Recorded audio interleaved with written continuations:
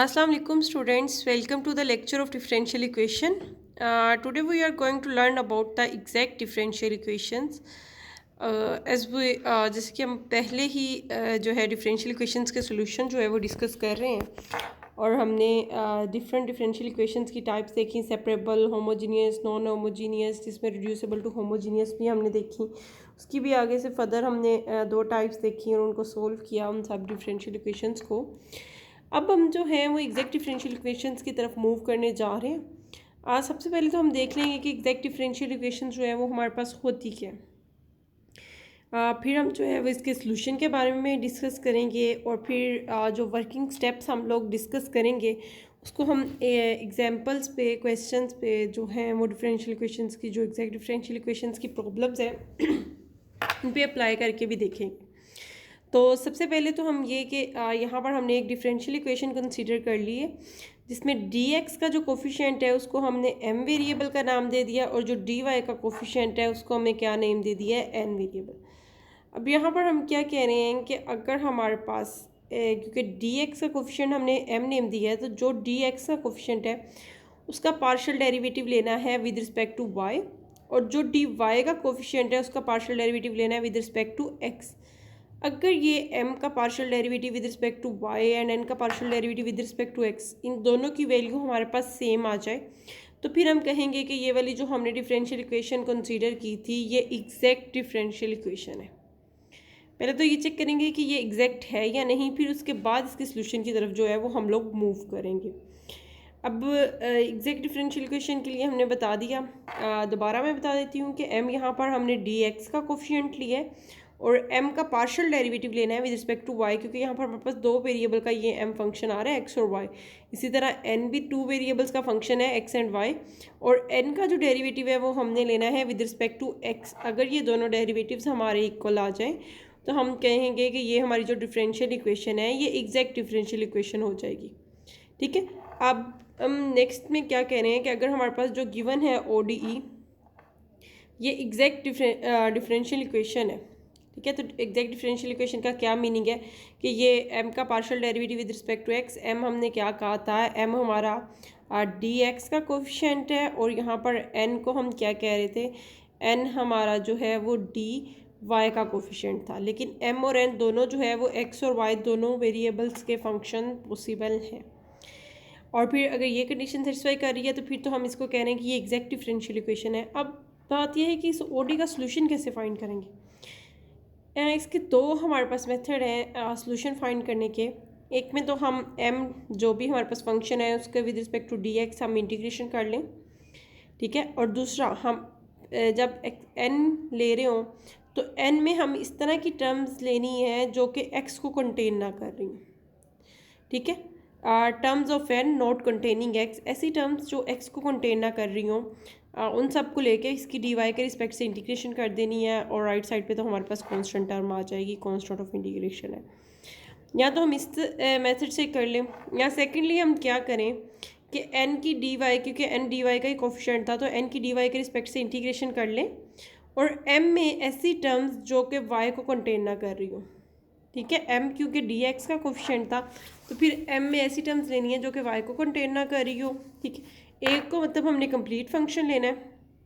दोनों में से किसी एक मेथड को हम यूज़ कर सकते हैं जो हमारे लिए ज़्यादा सूटेबल होगा, जिससे हमारे पास इंटीग्रेशन जो है वो ज़्यादा इजी होगी, उसको हम अडोप्ट कर लेंगे दोनों में से. और अगर m को कंप्लीट फंक्शन ले रहे हैं तो फिर n में वो वाली टर्म्स जो कि x को कंटेन ना कर रही हो वो हमने लेनी है. ठीक है. अब यहाँ पर n जो था वो dy का ही कोफिशिएंट था, m जो है वो dx का कोफिशिएंट था. तो जब m ने वो वाली टर्म्स लेनी है जो y को कंटेन ना करी हो और n में वो हमने टर्म्स लेनी है जो x को कंटेन ना कर रही हो. अब इस चीज़ को एग्जांपल की हेल्प से देखते हैं तो ये आपको जो है वो ज़्यादा क्लियर हो जाएगा. सबसे पहले तो ये हमें एक डिफरेंशियल इक्वेशन गिवन है. एक्सरसाइज 9.4 हम स्टार्ट करें. इस डिफरेंशियल इक्वेशन को हमने क्या कहा था कि dx का जो कोफिशिएंट होगा, जो फंक्शन होगा x और y का, उसको हम नेम देंगे m का और इधर से जो dy का कोफिशिएंट होगा उसको हम नेम दे देंगे n का. तो ये हमने m और n जो है वो दोनों लिख लिए. अब हमें पार्शियल डेरिवेटिव फाइंड करने थे तो जो dx का कोफिशिएंट है जिसको हमने m नेम दिया है इसका हमें पार्शियल डेरिवेटिव लेना है विद रिस्पेक्ट टू y. अब 3x स्क्वायर है, 3x स्क्वायर का पार्शियल डेरिवेटिव जब विद रिस्पेक्ट टू y लेंगे तो वो हमारा क्या आ जाएगा 0। 4xy है तो y का partial derivative with respect to y जो है वो 1 आ जाएगा और 4x एज अ कॉन्स्टेंट ये वैसे का वैसे ही आ गया। ठीक है, अब जो डी वाई का कोफिशिएंट था जिसको हमने n का नाम दिया था उसका डेरिवेटिव लेना है विद रिस्पेक्ट टू x। तो ये 2x स्क्वायर प्लस 2y है तो partial n over partial x लेना है। तो 2x स्क्वायर का जब derivative with respect to x लेंगे तो ये हमारे पास आ जाएगा 4x और 2y का जो डेरिवेटिव है वो हमारा आ जाएगा 0 तो ये 4x हमारे पास आ गया। अब यहाँ से हम एक चीज़ क्लियरली देख सकते हैं कि partial m over partial y जो है वो हमारा किसके इक्वल आ गया, partial n over partial x के। तो फिर ये हमारी जो डिफरेंट इक्वेशन है, ये गिवन जो है हमारी इक्वेशन, ये हमारी एग्जैक्ट ODE बन गई है, एग्जैक्ट डिफरेंशियल इक्वेशन बन गई है अगर ये इस कंडीशन को सेटिस्फाई कर रही है कि partial m over partial y हमारा किसके इक्वल आ रहा है, partial n over partial x के। तो फिर हम क्या कहेंगे कि ये हमारी जो गिवन वन वाली इक्वेशन थी ये हमारी क्या बन गई है, एग्जैक्ट डिफरेंशियल इक्वेशन। अब इसके सोल्यूशन की तरफ मूव करना है। तो सोल्यूशन के लिए हमने क्या कहा था कि दोनों में से एक हम कंप्लीट फंक्शन ले लेंगे और दूसरे में हम वो वाले वेरिएबल्स ले लेंगे जो कि अगर n वाला लेने हैं तो उसमें x वाली टर्म्स को कंटेन ना कर रहा हो, हम वो ले लेंगे। अब यहाँ पर m तो हमने ले लिया complete 3x square plus 4xy और n में हमने वो वाली टर्म लेनी है जो x को कंटेन ना कर रही हो। अब ये n था, n में फर्स्ट वाली टर्म को एक्सक्लूड कर दिया क्योंकि ये x को कंटेन कर रही थी, तो सिर्फ सेकंड वाली टर्म आ जाएगी, वो हमारी क्या है 2y। ठीक है, अब ये हमारे पास क्या आ जाएगा 3x स्क्वायर की जब हम इंटीग्रेशन करेंगे तो ये x क्यूब ओवर 3 आ जाएगा, तो वो इस 3 से तो कैंसिल हो गया और ये हमने x क्यूब लिख दिया। इसी तरह 4xy की जब with respect to x integration करेंगे तो y तो वैसे का वैसे ही रहना है, x की इंटीग्रेशन जो है वो x स्क्वायर ओवर हमारे पास 2 आ जाएगी, तो ये 4 के साथ 2 कैंसिल होके बाकी हमारे पास 2 बच गया। और 2y की integration with respect to y करनी है, 2y की इंटीग्रेशन जब विद रिस्पेक्ट टू y करेंगे तो ये हमारे पास आ जाएगा y स्क्वायर ओवर 2, 2 से हमारा कैंसिल हो जाएगा और बाकी हमारे पास बच गया y square is equal to c। बस इतनी सी बात की हमारे पास इस एग्जैक्ट वाली डिफरेंशियल इक्वेशन का क्या आ गया है, आज सोल्यूशन हमने फाइंड आउट कर लिया है। ठीक है, आप दोबारा से मैं इसको रिवाइज कर देती हूँ कि जो dx वाला हमारा कोफिशिएंट था उसको हम m कह रहे थे, dy वाले कोफिशिएंट को n कह रहे थे। पार्शियल डेरिवेटिव m का विद रिस्पेक्ट टू x वो y फाइंड करना है और n का with respect to x find करना है। ये दोनों वैल्यूज इक्वल आई तो ये एग्जैक्ट डिफरेंशियल इक्वेशन होगी। अब सोल्यूशन में हमने क्या कहा था कि एक टर्म तो होल कंसीडर करेंगे, दूसरी टर्म में जो है वो एक वेरिएबल हम एक्सक्लूड करेंगे। अगर dy के कोफिशिएंट में से एक्सक्लूड कर रहे हैं तो x वाला एक्सक्लूड करेंगे और अगर m में से हम एक्सक्लूड कर रहे होते तो हम y वाला वेरिएबल वाली टर्म्स जो हैं वो क्या कर देते, एक्सक्लूड कर देते। ठीक है, या और फिर हमने इसकी सिंपली इंटीग्रेशन की और हमारा सोल्यूशन आ गया।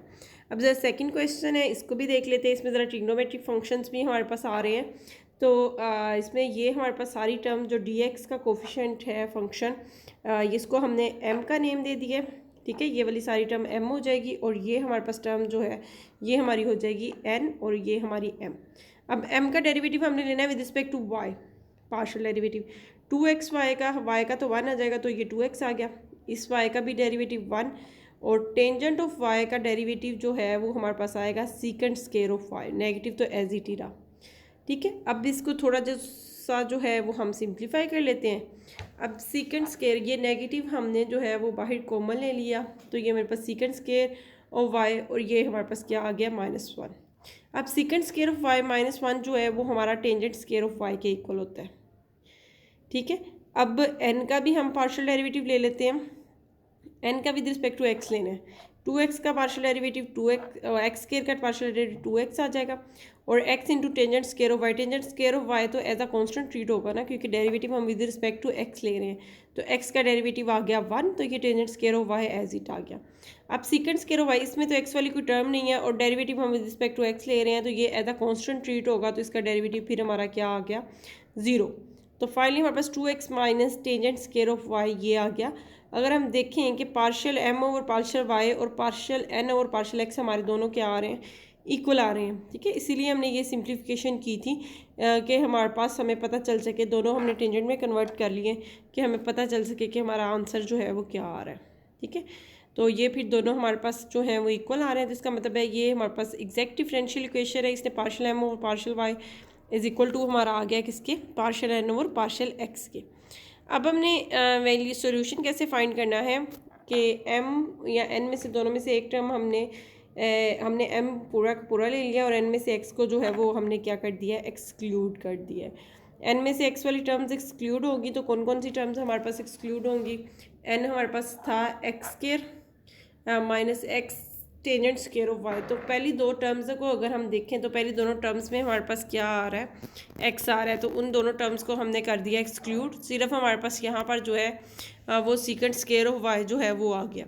अब सीकेंड स्क्वायर ऑफ वाई की हमने करनी है जी इंटीग्रेशन, और एम वाला तो पूरे का पूरा फंक्शन हमारे पास आ गया।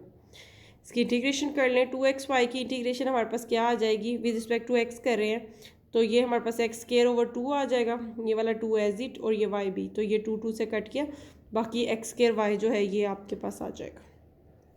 इसी तरह वाई की integration with respect to x करनी है तो वाई तो एज अ कांस्टेंट है तो बेसिकली इसके साथ 1 की इंटीग्रेशन होनी है डी एक्स के रिस्पेक्ट से, तो वो हमारी आ जाएगी एक्स, ठीक है, वाई इंटू एक्स आ गई। अब टेंजेंट ऑफ वाई की भी बिल्कुल इसी तरह से tangent of y as a constant treat होगा और 1 की इंटीग्रेशन एक्स आ जाएगी। सीकेंड स्क्वायर ऑफ वाई की जो इंटीग्रेशन है वो हमारे पास होती है टेंजेंट वाई, तो ये हमने ले ली।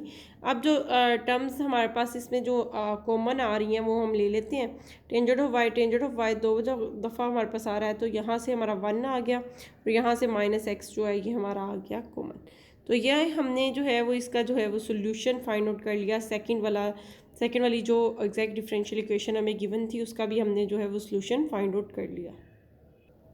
अब नेक्स्ट मज़ीद एक एग्जांपल हम डिस्कस कर लेते हैं जिसमें हम जो है वो देखते हैं कि ये हमारे पास फंक्शन गिवन है इस तरह की फॉर्म में, d y over d x is equal to minus a x plus h y over h x plus b y. ये हमें फंक्शन गिवन है। सबसे पहले तो इसको इस फॉर्म में हम कन्वर्ट कर लेना क्योंकि हम इसको चेक करने जाने कि ये एग्जैक्ट डिफरेंशियल इक्वेशन है या नहीं। तो ये हमारे पास जो है ये डी वाई का कोफिशिएंट बन जाएगा और इसको अगर हम देखें तो ये हमारा डी एक्स का कोफिशिएंट जो है वो बन जाएगा, ठीक है। इधर आके हमारे पास डी एक्स मल्टीप्लाई हो जाएगा और ये हमारे पास ये डी एक्स इधर आ जाएगा और ये वाला हमारा पूरा फंक्शन जो है वो इस साइड पे।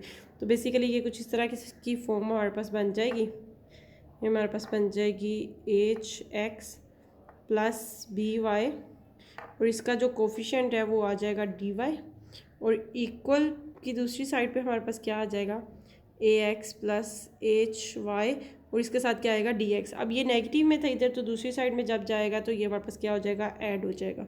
तो फाइनली हमारे पास इक्वेशन की ये वाली फॉर्म जो है वो बन गई। अब यहाँ पर m जो है वो हमारा a x plus h y है और n जो है वो h x plus b y है। पार्शियल डेरिवेटिव सबसे पहले हमें फाइंड करने हैं ताकि हमें पता चल जाए कि ये हमारी एग्जैक्ट डिफरेंशियल इक्वेशन बन भी रही है कि नहीं। तो ये partial m over partial y हमने फाइंड कर लिया और इधर से partial n over partial x भी फाइंड कर लिया। देख लेते हैं इसका derivative with respect to y find करना है। तो ए एक्स वाली टर्म तो कांस्टेंट है, इसका डेरिवेटिव हो जाएगा 0, ठीक है। और एच वाई वाली जो एक्सप्रेशन है इसका हमारा डेरिवेटिव आ गया है एच आ गया है क्योंकि y का derivative with respect to y 1 होता है, तो ये हमारा h आ गया। इसी तरह इधर से डेरिवेटिव ले लेते हैं। अब एच एक्स का डेरिवेटिव h आ जाएगा और x का 1, बी वाई जो है वो इसका डेरिवेटिव आ जाएगा 0।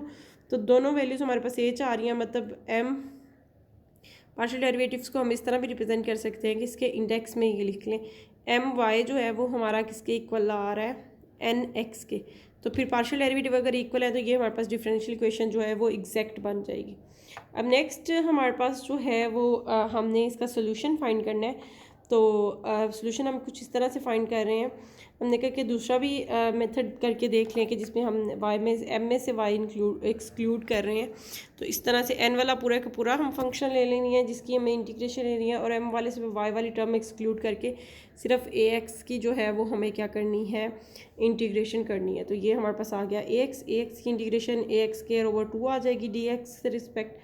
यहाँ पर एच एक्स की इंटीग्रेशन एच एक्स वाई आ जाएगी क्योंकि एच एक्स तो कांस्टेंट है और integration with respect to y कर रहे हैं, तो यहाँ पर 1 एज अ प्रोडक्ट आएगा तो 1 की इंटीग्रेशन वाई। इस तरह बी वाई की इंटीग्रेशन जो है वो बी वाई स्क्वायर ओवर 2 आ जाएगी।